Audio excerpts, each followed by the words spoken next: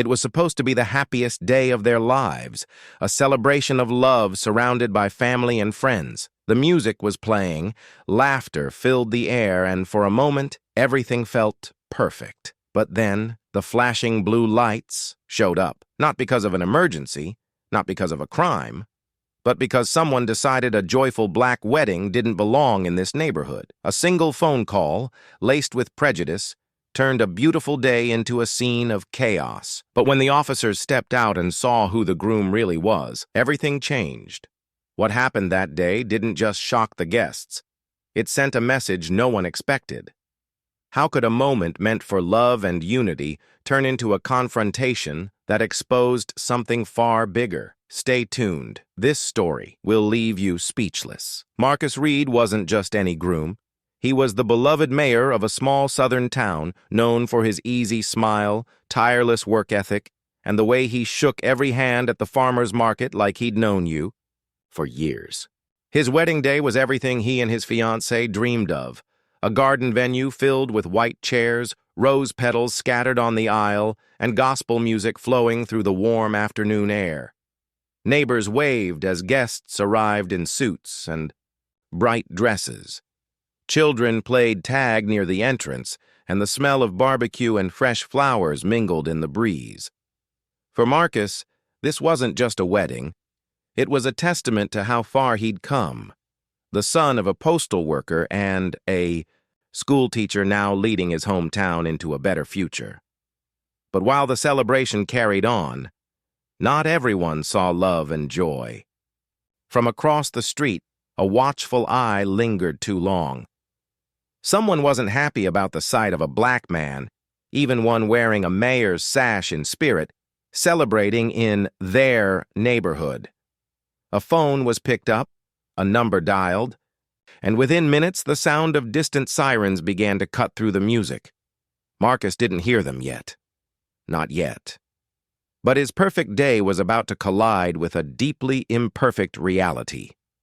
The first sign of trouble was barely noticeable. A faint wail of sirens carried on the wind. Guests assumed it was unrelated, just a passing patrol car. But the sound grew louder, sharper, until two cruisers rolled slowly up the narrow road toward the venue, lights flashing like an unwelcome spotlight on a day meant for love. The ceremony paused mid-song. Heads turned. Whispers swept through the crowd. Who called the police? Why are they here? Marcus felt a pang of unease in his chest, the kind of instinct you can't explain but never ignore. He stepped toward the road, still in his tailored suit, trying to project calm even as his pulse quickened. The officers stepped out, hands near their belts, scanning the gathering like they were approaching a crime scene. Not a wedding. One of them pointed to Marcus. "You in charge here?" he asked, his tone clipped and cold. Guests shifted nervously. Children fell silent. The music had stopped completely now. Marcus raised his hands slightly, more in confusion than surrender. "This is my wedding," he said carefully, but his words did little to lower the temperature. The officers claimed they'd received a report of disturbance and unauthorized gathering.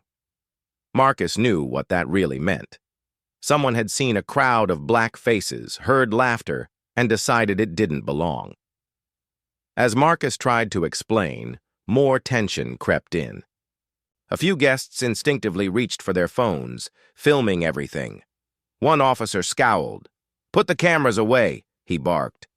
The energy shifted from awkward to dangerous in seconds. Then, as Marcus stepped forward to calm things down, the other officer rested his hand on his holster. A small gesture, but one that sent a ripple of fear through the crowd. Bridesmaids gasped.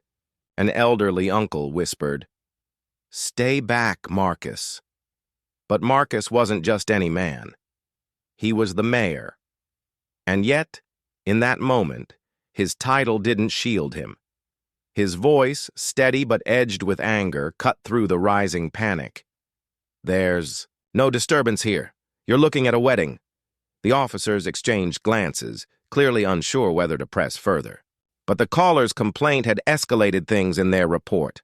Words like rowdy, suspicious, even possible weapons. A lie, but a dangerous one. Marcus could feel the weight of history in that standoff. Generations of black celebrations treated as threats, moments of joy interrupted by suspicion. Still, he stood his ground, refusing to let fear ruin his day. But what happened next wasn't just an interruption. It was a confrontation that would go far beyond one wedding, one neighborhood, one phone call. Because when one officer ran Marcus's name to verify his identity, the screen lit up with something they didn't expect. Mayor Marcus Reed. And that's when the real tension began. The officer's radio crackled with confirmation. Marcus Reed, mayor of Brookhaven. But instead of easing, the tension spiked. One officer stiffened, embarrassed at what they'd walked into, while the other's jaw tightened, refusing to back down. The crowd murmured louder now, a mix of fear, outrage, and disbelief. Phones stayed raised, recording every second. Marcus stepped forward, trying to keep his voice steady, but his heart was hammering. "This is my wedding. You need to leave," he said firmly. For a split second, it looked like the officers might comply.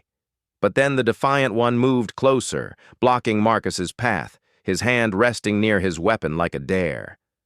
The music had long since died. Children clung to their parents. Bridesmaids whispered, "Don't move. Please don't move." Every inch of the air was electric, humming with the possibility of disaster. "Mayor or not," the officer muttered, loud enough for everyone to hear, "no one's above the law." He claimed they had to inspect the venue, as though a wedding could hide criminal activity. Marcus's fists clenched, not in anger, but in raw, exhausted disbelief. Here he was, a man elected by his community to protect its people, now treated like a suspect on his own wedding day. The officer took one step too close. Guests surged forward instinctively, forming a barrier around the groom. Voices shouted, "Enough! And leave him alone!" The line between ceremony and chaos blurred. For a moment, Marcus wondered if this was how quickly things could spiral. If love, vows, and celebration could vanish in a single heartbeat under the weight of prejudice and power. The flashing lights reflected off the white chairs and rose petals scattered by nervous feet. Marcus stood frozen, staring down an officer who wouldn't relent. And then, something happened that would make national headlines, forcing the entire town and the world to confront what really went down that day. The officers eventually backed down, not because they admitted wrongdoing, but because the cameras were rolling and the crowd refused to be silent. What should have been a perfect day ended with Marcus holding his shaken bride under a sky lit by police lights, his vows nearly drowned out by sirens. The wedding went on, but the moment was scarred. The joy they had planned for months now carried an aftertaste of fear and humiliation. News of the incident spread quickly. Video clips of a mayor being treated like a criminal on his own wedding day ignited outrage far beyond Brookhaven. Commentators called it proof that no title, no achievement, no amount of respectability could shield a black man from suspicion in his own country. Marcus spoke out days later, not in anger, but in resolve.